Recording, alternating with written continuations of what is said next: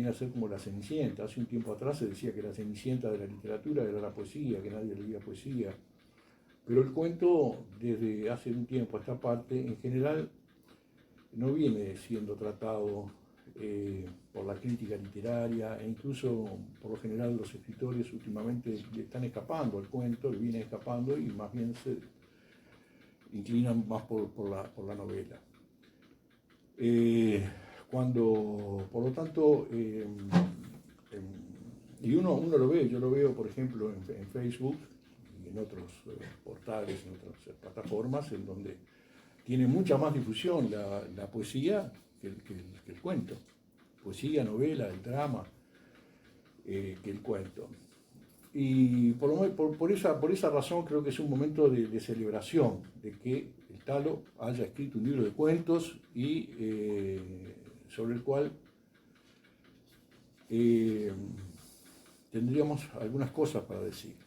Sobre todo nosotros, una aclaración, no hemos preparado absolutamente nada, él no sabe lo que yo pienso decir, no hemos hablado ni siquiera por teléfono. Lo que yo tengo pensado es hacerte una serie de preguntas. Sí, con eso me amenazó, que me iba a hacer una serie de preguntas que sí, me iban a dejar mal. Y quizás arranco con las preguntas y posiblemente el público sería bueno que también le hiciera preguntas que no fueran contempladas por las mías, ¿no? Por las que yo le hago. Porque lo que nos importa es escucharlo a él más que a mí. Respecto de las bondades del cuento y de alguna manera también que involucra la literatura, lo que ha hecho el Talo,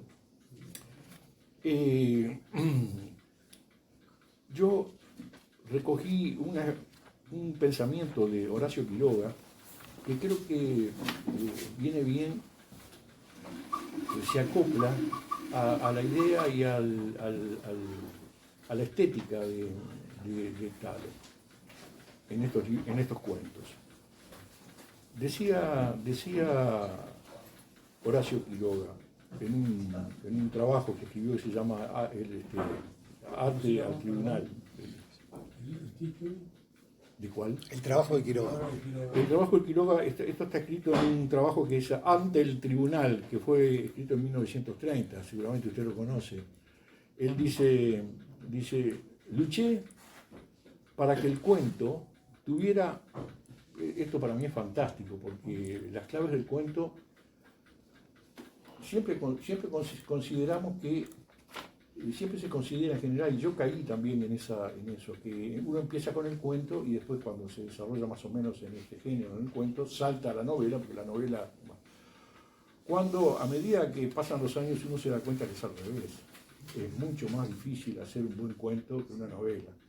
Una novela, uno puede,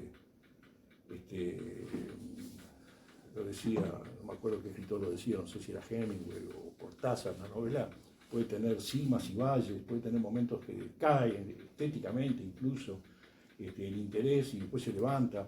El cuento no puede tener eso. El cuento tiene que ganar por nocaut, decía Cortázar. Y yo creo que los cuentos de Talo cumplen fielmente ese pensamiento cortasariano. Ganan por nocaut, sorprenden. Y precisamente esa capacidad de síntesis, de concretar y de afirmar la conmoción, ese punch emocional, a veces en 2, 3 párrafos, nada más 4 párrafos, una página y media, es realmente un arte mucho más difícil que una novela.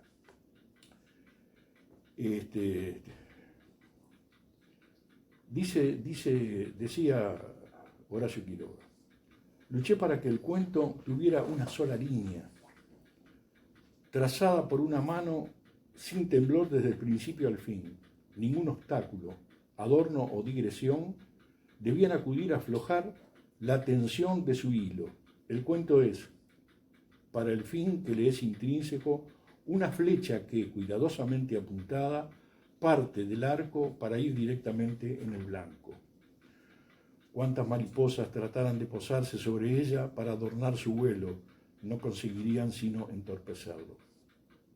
Más adelante, acá termina la cita, más adelante habla de la corriente eléctrica que debe tener que debe transmitirnos un cuento. Y traje esta cita de Horacio Quiroga a colación porque en estos 19 cuentos, variados en su contenido, en su ritmo, en las formas, en los puntos de vista, en las temáticas y en las antinomias que se presentan en el propio seno de cada una de esas historias, está esa corriente eléctrica de la que hablaba Cortázar. Y bueno, en estos cuentos encontramos variedad de escenarios, encontramos variedad de tramas y de personajes, variedad de puntos de vista, algunos cuentos en primera persona, otros en tercera persona, algunos cuentos son como monólogos, por lo menos recuerdo 2 de ellos muy fuertes, que son un monólogo realmente, en donde la trama es la propia conciencia o lo que aflora del inconsciente y de los dolores del narrador. La variedad de escenarios, como decía, el tono, ese estado emocional que está presente en todos ellos, e incluso, como decía recién, en su estructura. Algunos se acercan más al monólogo que al cuento propiamente dicho. Y esta es otra de las cualidades de los cuentos de este libro, es que sin lesionar las claves y los principios que deben regir en el cuento, el monólogo, que viene a ser una introspección, una mirada en su interior, a sus miedos. Precisamente uno de los cuentos se llama Mis miedos y yo. Mis miedos y yo. No resienten los principios claves de la cuentística. Entonces,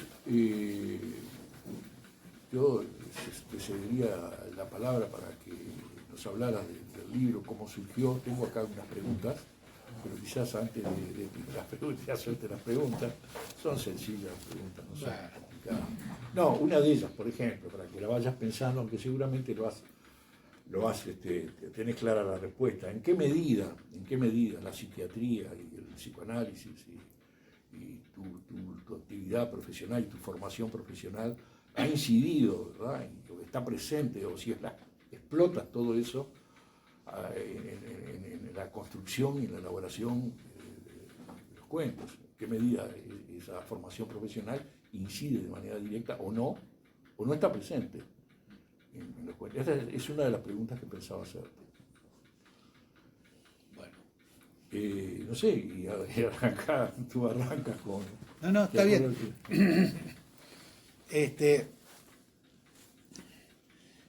A ver, estos cuentos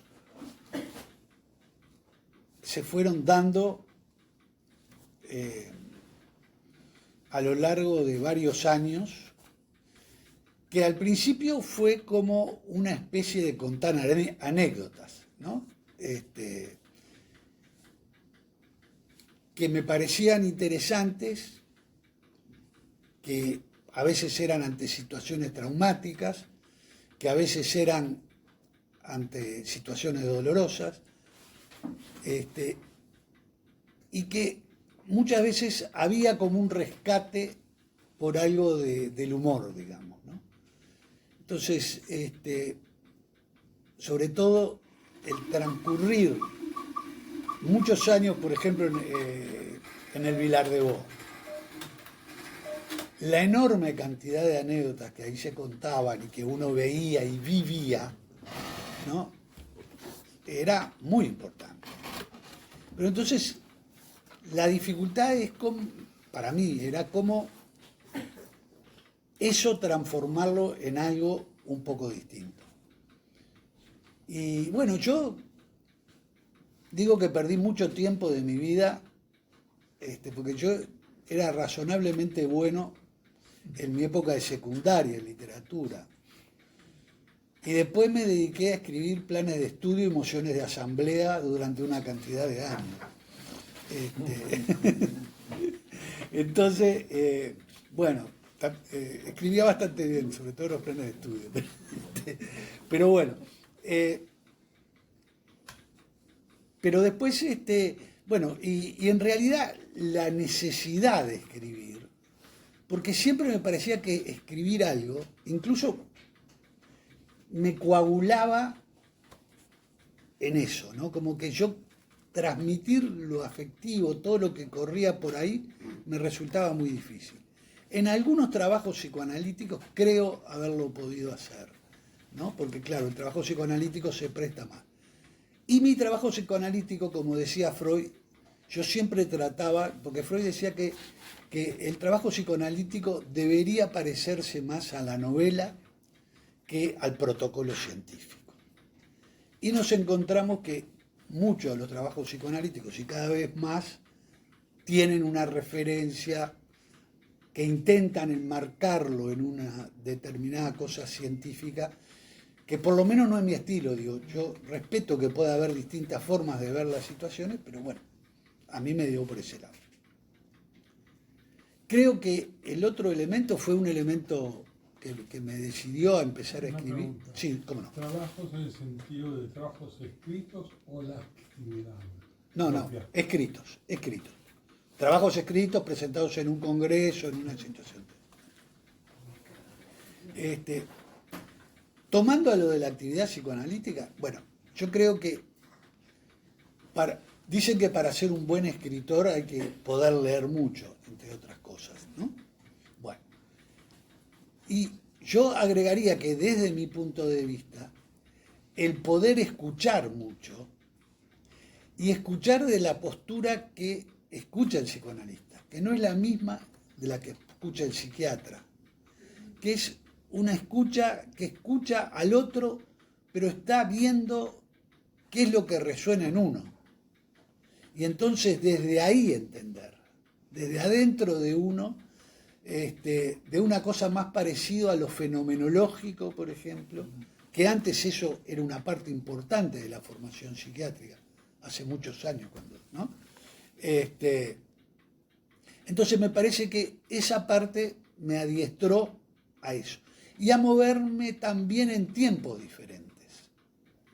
Es decir, el ver algo y de pronto darme cuenta que ese algo me despertaba un recuerdo de hace muchísimos años y lo conectaba. Y bueno, y eso de pronto se convertía en una cosa distinta, que no era ni la de atrás ni la de ahora, y que surgía ahí algo nuevo en ese encuentro, como surge con cualquier paciente, algo nuevo que no está previo ni en el psicoanalista ni en el paciente, sino que se crea en esa situación conjunta. Bueno, y entonces, ahora lo que me largó a ponerme a escribir concretamente fue cuando dejé, después de un trabajo bastante intenso durante 6 años en el Ministerio de Salud Pública como director del Vilar de Bo, de ACE a nivel país y de salud mental, que, bueno, pasaron cosas que me llevaron a renunciar.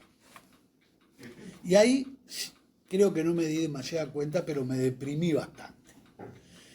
Eso lo puedo decir ahora a posteriori, cuando esas cosas se juntan con eventualmente otra depresión.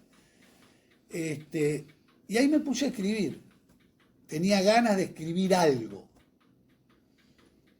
Y yo creo que siempre en todo hay algo de azar y de coincidencia, ¿no? Es decir, la coincidencia fue que, bueno, un gran amigo mío, el Cuca Esclavo, con el que compartimos muchas cosas y algunas vacaciones en la barra del Chuy, la esposa de él fue compañera de psicología de mi señora, estudiaron juntas. Bueno, y bueno, el Cuca, cuando andaba medio ahí, medio depre, agarraba y me llamaba. Bueno, entonces yo iba a la casa y él me contaba sus cuitas. Y bueno, y con alguna cuita de esas a mí se me ocurrió en un momento escribir un cuentito. Y dije, che, ¿sabes qué me gustaría escribir? Bueno, y ahí empezamos una especie de canje, digamos, muy amistoso y agradable, donde yo era una bestia total, ¿no? Es decir, no quiero decir que ahora sea mucho mejor, pero en ese momento claramente era una bestia total. Entonces, por ejemplo, yo tengo un lóbulo totalmente afectado, este lado creo que es, yo de la música, del ritmo, de todas esas cosas, es como si fuera negado total. Siempre me da una envidia enorme. Pero es así. Entonces, yo le iba a leer el libro al Cuque y el Cuque cerraba los ojos y yo leía y empezaba a golpear con un lápiz el ritmo del... Y ahí empecé a escuchar una forma y algo que yo nunca había escuchado.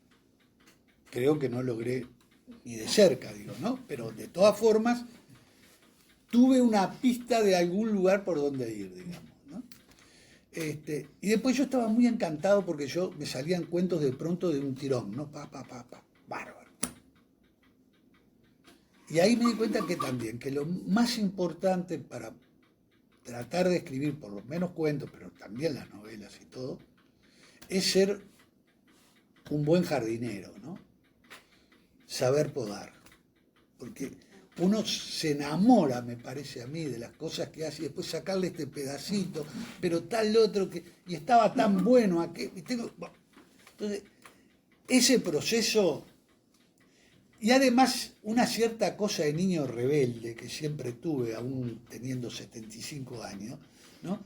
Que, claro, me explicaba, bueno, el pobre Horacio me sufrió con eso, me explicaban todas las normas, cómo debían de ser, determinadas cosas, y yo ahí igual decía, bueno, pero ¿para qué tengo que saber todas esas cosas teóricas? Pierdo la espontaneidad si sé lo teórico. Todas esas burradas, todas. Y por ahí me parece que, bueno, fui dándome cuenta que se podía ir mejorando. Y bueno, escribí alguna cosa. La otra cosa que me decía, que creo que me parece muy importante, es que yo tenía que dejar al lado el tono profesoral, ¿no? Bueno, acá hay unos cuantos que fueron alumnos míos y saben que mi tono profesoral era, bueno, muy profesoral. Entonces me decía que... Entonces, que el cuento no era para educar, ¿no? Y bueno, pero además eso se fue dando también adentro mío. Digo, y entonces, bueno, el título Versiones me parece que alude a eso, porque dentro de los personajes hay versiones, esta es mi versión, y capaz que dentro de un rato es otra distinta. Y las versiones del lector pienso que también pueden ser distintas. Esa es la aspiración, si se logra o no es otra cosa. Pero me parece aportar esto me parece importante, sobre todo en momentos de estos que se habla tanto de la brecha y de la cosa, y si uno está en determinados grupos escucha solo cosas en una dirección y en otros cosas, ¿no? Entonces me parece que todo eso ha contribuido. La otra cosa, han contribuido también pacientes. Algún paciente me dijo una vez, pero sí, porque ya terminando, ¿no? Si usted quiere escribir, porque, hay un libro que está bueno de Stephen King, que escribe después de una fractura, cómo empezaba. A mí siempre me gustó la ciencia ficción y todas esas cosas. Cómo empezó a escribir, ¿no? Él tuvo una fractura muy importante y ahí escribe sobre cómo escribir. Bueno, y me enganché con ese libro, me sirvió. Bueno, y después hubo otra gente, ¿no? Que Homero Mieres, un profesor de literatura que me ayudó mucho, hombre de 33 creo, después que murió el Cuque para seguir adelante. Bueno, después tuve la suerte de encontrarme acá hace unos años con Horacio, que me enseñó mucho, me aguantó. Leí los libros de él, que también me introdujeron en... Claro, me da la misma envidia que otra cantidad de amigos que leían mis cosas, como Daniel Gil y él, que tienen una cultura que yo, aunque viva 7 vidas más, jamás alcanzaré, ¿no? Es decir, pero bueno, uno hace lo que puede hacer, ¿no? Y bueno, y finalmente algunos situaciones que se dieron últimamente de gente que me empujó a que esos cuentos que estaban y los sacaba y se los mostraba a uno y se los mostraba y nunca me terminaba de quedar conforme. Y ahí cito, por ejemplo, a Carlos Discano, a Daniel Gil. Bueno, y finalmente también el Yeravide, el profe Yeravide, que acaba de sacar un libro maravilloso sobre Artigas en historieta, bueno, otro que me dio manija. Entonces digo, en realidad es producto de muchos manijazos de amigos que me quieren, porque digo, entonces, por eso importa que lo lean gente que no me quiera tanto. Porque a pesar de yo ser malo, a su vez hay gente que me quiere, ¿no? Bueno, no, perdón. Y otra cosa que quiero decir, sí. Otra cosa que a mí me parece que me enriqueció mucho fue intentar hacer algo o pensar algo sobre Paco Spínola. Y estudié bastante sobre Paco Spínola. Leí una cantidad de cosas sobre Paco Spínola. Me leí todos los cuentos de Paco Spínola. Me quedé fascinado de esa capacidad de Paco.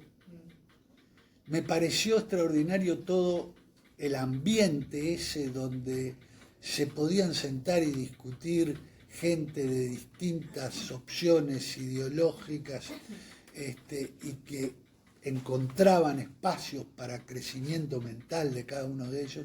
Entonces, intenté hacer algo sobre lo de Paco, es más, me presenté a algo con ese trabajo. Me presenté yo solo y lo declararon desierto. Así que imagínense que no me fue muy bien. Pero fue un incentivo para seguir adelante, ¿no? Y bueno, y entonces sí, claro, releer otra cantidad de cuentistas y de cosas y me ayudó. Y bueno, y quizás yo diría que este último tiempo, ¿no? Acá, yo me vine a vivir acá hace 3 años y poco, después que falleció mi señora, con la que tuvimos 40 y pico de años juntos. Y bueno, el estar solo, el tenerse que ir reconstruyendo, etcétera, a través de este tipo de cosas, tuve como 1 año y medio sin poder recobrar la posibilidad de leer y de escribir. Entonces, en este último tiempo que lo he logrado, junté todos esos retazos, digamos, y bueno, es lo que está en este libro. Sí, sobre eso tenía 2 preguntas para hacer. Una que adelantaste, porque era ¿qué escritores tu producción, considerás que te han influido más en ti? Ya sabemos que Paco Spínola, indudablemente, pero ¿qué otros escritores consideras que han influido en tu vida? Otro tipo que yo he leído bastante es a Filiberto también, ¿no? Que esa cosa más fantasmagórica, etc. Pero en tu libro hay cosas fantasmagóricas también. Bueno, uno es fantasmagórico.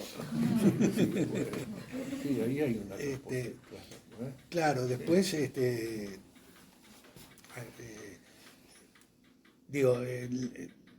me hicieron hacer un curso casi obligatorio, Mieres que yo les comentaba, porque me hizo leer a los rusos, fue una cosa muy sistemática, ¿no? Entonces, y ahí descubrir esto que yo le decía, ¿no? Lo de poder acortar, lo de decir, ¿no? Es decir, de Borges mucho menos, diría. Menos. Pero sí, lo que veíamos recién, en la pluma de otro escritor, por ejemplo, Emma Suns, el cuento de Emma Suns, que quienes han leído Borges conocerán ese cuento de Emma Suns, que es uno de los clásicos de él, los más importantes. En otro escritor hubiera hecho una novela de 500 páginas sobre Emma Suns y cómo esa joven se venga de la muerte infame que el patrón comete sobre su padre, ¿verdad? Y ella se venga. Es un cuento que no tiene más de 10 páginas. Una novela daría para una novela. Claro. Y sin embargo, el talento del cuentista, ¿verdad? Ahí se ve la clave del esfuerzo tremendo que tiene que hacer un cuentista para poder sintetizar sin perder, sin que se lesione la emoción, la concentración. Y eso creo que está asimilado en ti, lo tenés indudablemente, sobre todo a través de las lecturas que has hecho, Sí. de los rusos, checos seguramente, etcétera, ¿verdad? De Feliberto porque en tus cuentos también, en los cuentos de Talo, en estos cuentos, se da mucho las antinomias, las contradicciones y los contrastes muy fuertes. Hay uno, ahora no me acuerdo, Velorio, creo que es Velorio, en donde se contrapone el velorio y el casamiento, ¿verdad? Dos cosas totalmente, y sin embargo las fusionás muy bien para esas antinomias están prácticamente en todos los cuentos y apelás mucho sus cuentos apelan mucho a la inteligencia del lector, porque la mayoría de los finales son finales abiertos, o sea que el lector debe hacer un esfuerzo para interpretar realmente a dónde apuntaba la historia y la trama. Y en ese sentido ya el propio título, hoy hablaste del título, Versiones del Más Acá, fue lo primero que yo pensé, ya cuando lo había leído, Versiones del Más Acá, de manera implícita, digamos, te hace pensar que hay versiones del más allá, y que son ambas conceptos, más acá o más allá, son también conceptos muy lábiles, podemos interpretarlo de muchas maneras, ¿no? Es un título que tú tuviste que haberlo pensado, porque no sale así como así, Versiones del Más Acá. Porque hay algunos cuentos, algunos de ellos de alguna manera son también autobiográficos, uno en el que se refiere a una experiencia personal que tuviste cuando tenías que ir al interior a trabajar y viviste un proceso de... Cuando me enfrenté al demonio. Un exorcismo, ese cuento, Jacqueline, Sí. es un cuento fantástico. Ese es el único que es todo verdad. Y es verdad, y exactamente es verdad. ¿Por qué no contás algo de eso? Es un cuento fantástico, extraordinario. No, además, yo voy a agregar ahora otra dificultad que yo tengo y que a través de estos cuentos quizás intento modificarlo, ¿no? Pero que es algo que creo que en general es difícil, pasar del lenguaje oral al lenguaje escrito, ¿no? Sin perder la cosa afectiva y eso, ¿no? Porque claro, el hacer referencia, por ejemplo, a esa situación, ¿no? Es decir, en las clases generaba y captaba mucha atención, ¿no? Ponerlo por escrito no es exactamente lo mismo. Hay que hacer un esfuerzo para conservar esa parte de lo afectivo, ¿no? Pero no le voy a contar el cuento porque la mayoría ya lo conoce. Para la minoría, Bueno, Da una pista que despierte el interés, justamente, No. la pista. No, eso es una... yo cuando empecé a trabajar, iba a Tacuarembó, porque no tenía trabajo en Montevideo. Estábamos en dictadura, no podía trabajar, era docente de la universidad, había dejado de ser. Entonces, me iba el viernes de noche de mi casa, trabajaba todo el día allá y el sábado de noche volvía. Es decir que 2 noches dormía en la Honda, ¿no? Y ahí fui a caer a un colegio de curas, de los jesuitas. Yo fui alumno jesuita, entre otras cosas. Y bueno, el director que estaba allí, que fue profesor mío de literatura, y que hizo yo me voy por las ramas, la asociación libre es lo que tiene, ustedes discúlpenme, pero fue profesor mío de literatura y recordaba que cuando estábamos en segundo de liceo, nos dividía en filas y nos daba un tema, y éramos el Parlamento y teníamos que discutir.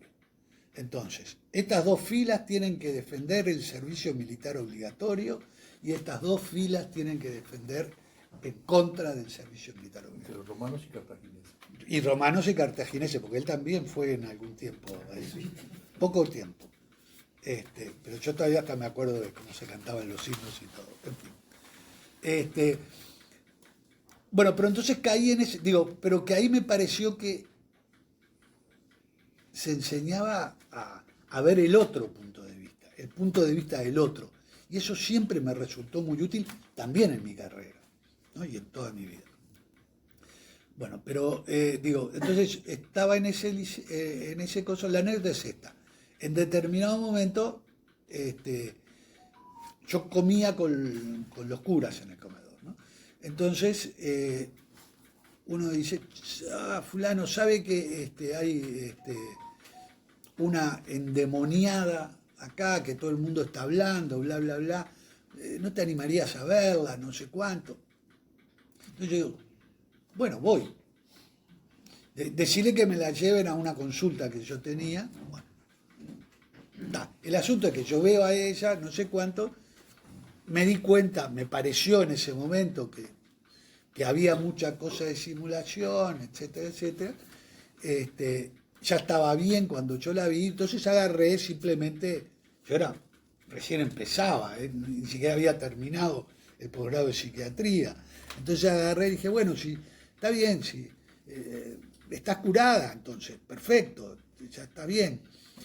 Y 4 horas más tarde me vienen a buscar, yo ya estaba por tomarme el ómnibus, que la había atrapado de vuelta el demonio y terminé yendo a un templo, no sé si pentecostal o evangelista de algún tipo, y donde estaban 3 pastores haciendo ahí un coso y el demonio, bueno, y ahí tuve un enfrentamiento con el demonio y no sé cuánto que es lo que sale en el cuento. Que salió empatado, digo.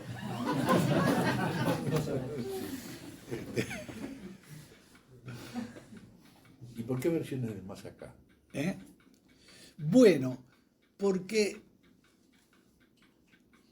el tema de los límites me parece bien importante, ¿no? Es decir, lo de las fronteras y poder traspasar las fronteras hacia un lado y otro, me parece que eso es importante. Y lo del más acá es porque yo tengo la sensación que nos preocupamos del más allá, pero que tan interesante e inquietante y demás es el más allá como el más acá, es decir, adentro nuestro, lo que tenemos adentro, y que el adentro, lo más chico y lo más grande, ¿no?, tienen que ver, ¿no? Entonces, porque sin esa interioridad de un adentro y un afuera, pero que lo que yo recibo de afuera me lo pueda meter adentro y ahí tratar de hacer algo con eso antes de volverlo a sacar, me parece que hace la diferencia entre un pensamiento que hace crecer porque está acompañado del afecto y la mera repetición o el hacer lo que está de moda o lo que es políticamente correcto, etcétera, etcétera. Entonces, el considerar el más acá, que por supuesto, como dice Horacio, está implicando el más allá, ¿no? Es decir, yo creo que se mueve en eso. Y entonces es también como que en una anécdota a propósito, no sé, de un perro o de una situación aparentemente banal, uno puede recorrer, si se pone en esa postura, bueno, cosas como... Bueno, uno de los cuentos ocurre lo del perro. Claro.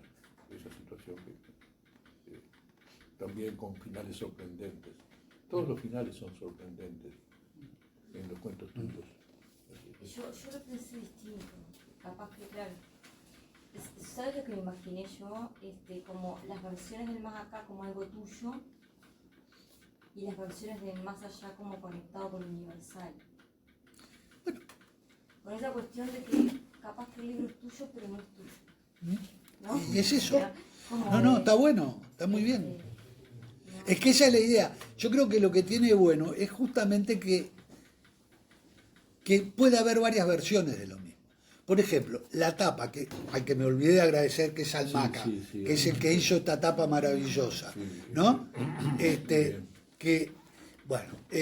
que fue el que con una celeridad extraordinaria logró imprimir esto. Bueno, esta tapa, hay gente que me dijo, horrible, otro, qué buena. Bueno, ya es interesante. Después, ¿qué es esa tapa? Me preguntaron. Tuve una discusión con una amiga larguísima, pero no queda saldada la discusión, porque esto en realidad es un pisapapeles, ¿no?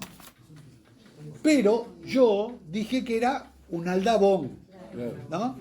A mí me parece un aldabón que golpea la puerta, antiguo, que se abre la puerta del libro, me pareció una genialidad.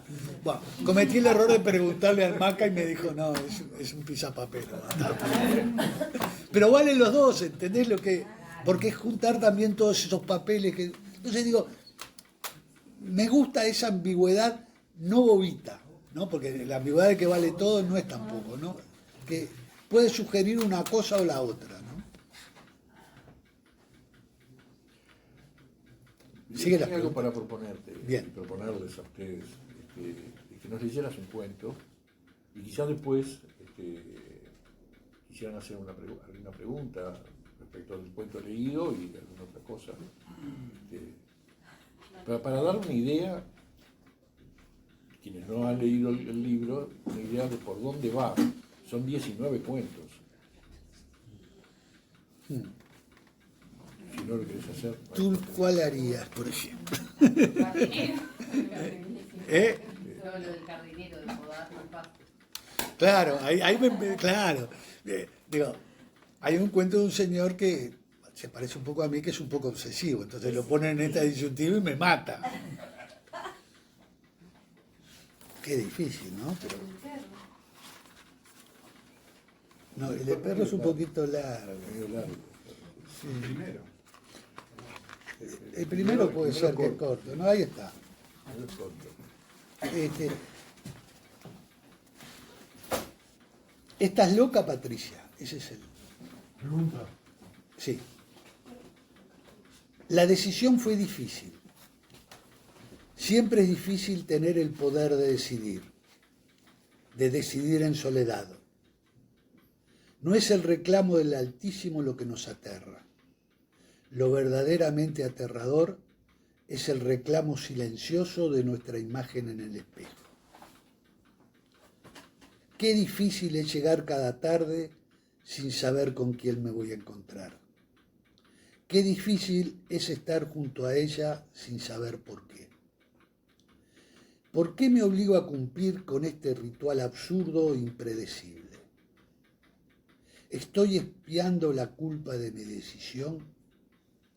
Puede ser, pero también sé que no era posible seguir como estábamos. No podía permitir que mis hijos asistieran al deterioro creciente, a las noches agitadas, a los gritos descontrolados, al espectáculo del comer inhumano, a las reiteraciones infinitas y a las palabras soeces que aparecieron los últimos meses junto a las desnudeces ofensivas. Tuve que tomar la decisión sola. Muchos consejos, muchas frases sabias, pero desde afuera de la piel. Ella ya no es ella. Fue el argumento definitivo que un médico caritativo me acercó y al que me aferré con desesperación. Al principio iba todos los días. Desde hace un mes apenas el miércoles. Porque parece no reconocerme y porque cada vez me cuesta más. Siempre hago el primer movimiento. ¿Cómo pasaste, mamá? La respuesta es a menudo una mirada vacía, un rictus que estira sus labios buscando una sonrisa imposible. Sin embargo, hoy tenía una marcada vivacidad. Jacinto vino a verme, siempre tan amable, me trajo unos bombones, pero estas me lo robaron, dijo señalando a una de las enfermeras. Ya no se consiguen mucamas como antes. Y en un suspiro, él estaba tan buen mozo. Percibió mi cara de asombro. Jacinto había muerto hacía más de 10 años. Sí, yo sé que nunca te gustó que saliera con otro hombre después de la muerte de tu padre. Pero no quiero ser viuda para siempre.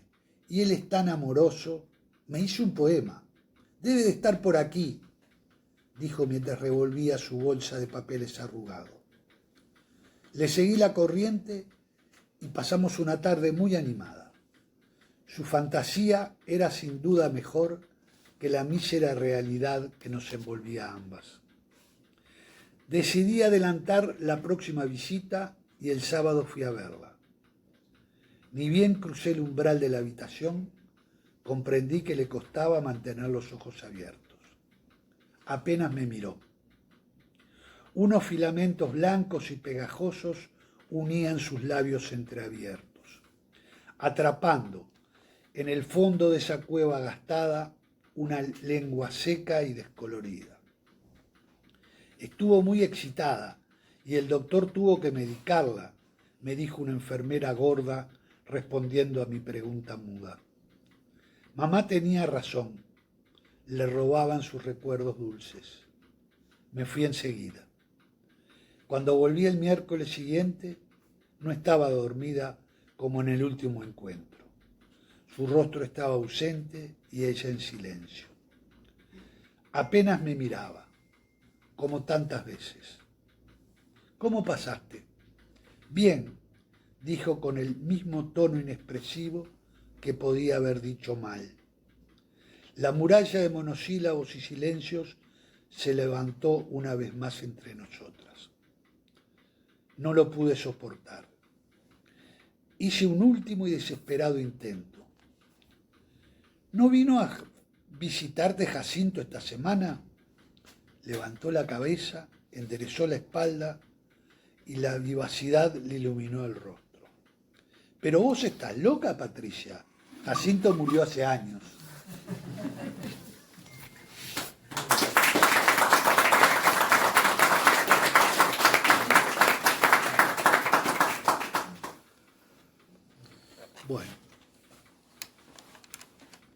Bueno, ¿alguna pregunta? Los cuentos derivan todos más o menos con el mismo espíritu de dejar siempre al lector un poco en ascuas, ¿no? Y preguntándose y cerrando la historia, ¿no? Comprometiéndolo al lector.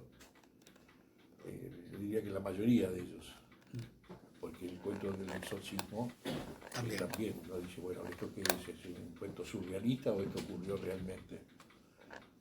Y yo que ya sabía la historia, porque me lo había hecho de su vida, de lo que había pasado, también lo pensé antes de leer el cuento. Llegué a pensar, ¿me está cargando? ¿Me está haciendo la historia? ¿O es real esto? Porque realmente es algo que bien entraría en la literatura fantástica, ¿no? Pero lo viviste. Obvio. Todos los cuentos marchan más o menos en esa dirección. No sé, alguien más. Acá. Hay una pregunta aquí. Sí, yo quería preguntarte si en esta ya no tan corta estadía en esta zona, si hay algo del vivir acá que se está metiendo en tus cuentos o aún no. Se van a meter en el próximo. Cuando camino por la playa, voy juntando ideas y sacando fotitos de las cosas donde no hay nadie a esa hora de la mañana, más que algunas señoras con perros, algunos señores que varean caballos y muy poca cosa más. Ahí voy. Ya no me hiciste otro. Ya está el cuento, sí. Ya no me hiciste otro. Ya está el cuento, que tiene Hay un razón. señor de barba blanca. Seguro, tiene razón. Está muy bien. Muy bien. Bueno, acá hay otra pregunta. Mirá. Bueno, yo leí varios cuentos de Carlos, ya me lo dio hace unos cuantos días, y la verdad que me encantaron. Pero me fui a leer la explicación falsa de mis cuentos de Filiberto Hernández, que creo que está enraizado ahí. Hay mucho de eso del trabajo de la conciencia con el cuento, pero también hay que dejar que el cuento desarrolle su propia vida. Como que hay esa doble lectura, Mi sobrino. ¿no? Tal cual. Muy lindo. Claro. Bueno, muchas gracias. Es el sobrino, lo que pasa es que son toda gente que... Está todo arreglado, ¿viste? Bueno, yo realmente muchas gracias a todos. Realmente venir hoy había que ser muy valiente. Y de lejos. Bueno, de lejos, la señora y el señor, algunos de... Bueno, a ver, lo de San Carlos tampoco es tan cerca, les aviso. Y bueno, mis hijas y mi yerno que vinieron de Montevideo, a pesar de que yo les dije que no vinieran, pero como ven, la autoridad ya no es así. Obviamente. Ahí no. donde cayendo. No puedo comentar algo que claro, no leí y intercambiar ideas sobre un mundo que no conozco. Pero quiero hacer una pregunta. ¿Cómo se escribe una novela de A2? Bueno, es muy difícil. Se pelearon. Ya no estamos amigos. No, esto fue una experiencia muy difícil. Y creo que hay formas distintas de cada uno. Digo, nos llevamos muy bien escribiendo la novela. Uno escribía algunos personajes, el otro, intercambiábamos, después nos mezclábamos, cambiábamos unas cosas del otro. Y bueno, pero ciertamente esa novela yo creo que, viéndola hoy, le faltó poda. A mi modo de ver. Y seguramente es más difícil podar de A2 que de A1. Porque eso que yo digo, uno se enamora de sus cosas, o al revés, ¿no? Me acuerdo que en un momento yo le dije, pero ¿te das cuenta que este capítulo que hiciste está lleno de, lo voy a decir como era, de danilismos, refiriéndome a Daniel Bastori, que ambos conocíamos, porque terminaban todas las palabras en mente, obviamente. Entonces, agarró y sacó toda la palabra y le quedó una cosita muy chica. Bueno, pero fue una experiencia que también fue divertida, cosa de intercambio de vidas. ¿Usted es del mundo sindical? Por lo que Sí, tengo sí, entendido? claro, sí. Fue dirigente de AEU. Sí. Pero bueno. Bueno, entonces lo que nos queda es agradecerte, Sí. Talo. No, por- quiero agradecer, y agradecer a Fernández, a acá, Daniel y a la Fundación, y naturalmente. al señor que fue el que me trajo por primera vez acá, que después me Daniel. Estamos hablando de Nacho, Estamos Nacho hab- Fernández de estamos- Valleja, que también escribió un libro de Oh. acaba de escribir un libro de poesía Exacto. con Gonzalo Fonseca. Hablando de A2, de acervo de A2, Sí.